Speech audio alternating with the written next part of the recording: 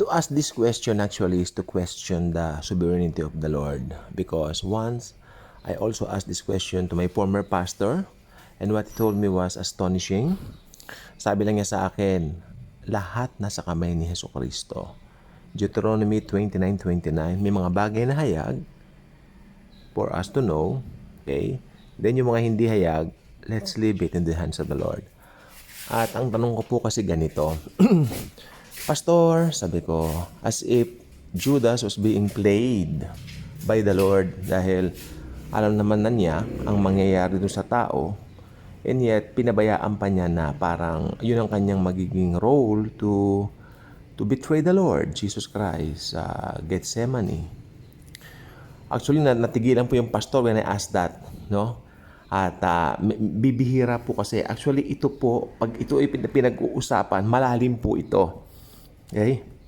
So I suggest kapag kayo ay medyo dumapo sa isang situation or like this one, o nga naman kasi we believe in predestination.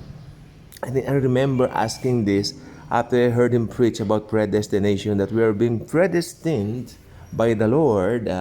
He knows already kung sino yung mga mananampalataya niya. Ever since noong pambago lalangin ng mundo, alam naman na natin. And in fact, meron po binanggit sa Bible, at si Kristo nung unang panahon pa, pinakita na siya namatay. Alam na mamamatay siya. Di ba? Yung foundation, before the foundation of the world, nandoon na. Okay, namatay na siya. Ibig sabihin, nakita na lahat yung mangyayari in the future. Kaya pasok dito si Judas as if, ibig sabihin, pinabayaan ni Lord na maging gayon yung kanyang role to become the betrayer of the Lord. I mean, kung titignan mo mabuti yan sa balangkas o kaisipan ng tao, sa skeletal strength ng ating kakayanan to think or capacity to think, kamo na, babagsak ka talaga. Kasi hindi mo makukuha ang sagot. At ito ay pinatotohanan din ng isa pang scripture, pero medyo kakaiba doon sa kaisipan natin. Kasi doon sa scripture na ito, sabi niya, son of perdition Siya yung son of perdition na one day, he will betray the Lord. Parang ganon. Kaya ang kapalaran niya, sabi doon sa verse, siya ay kumbaga parang yung kamatayan niya kakaiba masaklap. Parang siya ay kinain ng mga buitre, mga ganyan, di ba? Ayun. So, yung bagay na yan, malalim po yan, no? And I suggest, upon reaching that, that level, kung meron na kayong ganyang level of thinking, pagmumuni-muni, always tell the Lord, Lord, you're in control. Ganun po yun.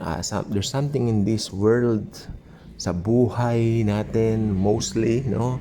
Hindi natin maunawaan, but it's not given us the right to question the Lord Jesus doon sa mga ginagawa niya.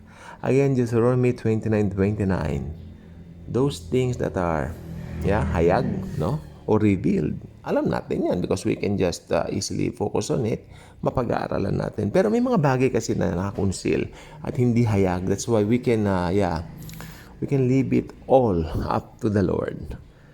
Bakit ganoon ang kapalaran ni Judas? Actually, pinag-usapan namin yan sa isang Bible study. Naku, tumagal po.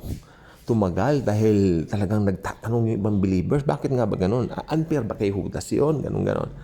Kasi ang pinag-uusapan natin yung sovereignty ng Panginoon. Sovereign siya, no? Makapangyarihan siya. But come to think of it, no? Maganda rin po mag-usap-usap ng ganito.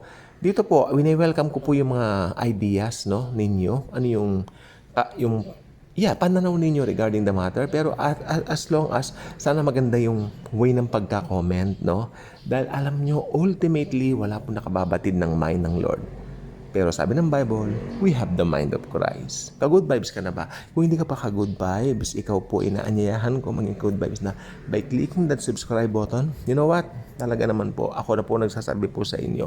Lagi kayong ino-notify ng YouTube at nakatitiyak naman kayo as far as you know already here in our channel. Every day, meron ako mga uploads, no? Minsan, hindi lang isa, hindi lang dalawa, tatlo. Ngayon nga po, nakatatlo na po ako No, I mean, it's something like, we savor. We are delighted to the revelation coming from the Lord. It's something like to just give it to all of you, because I am just an instrument, and Jesus, okay?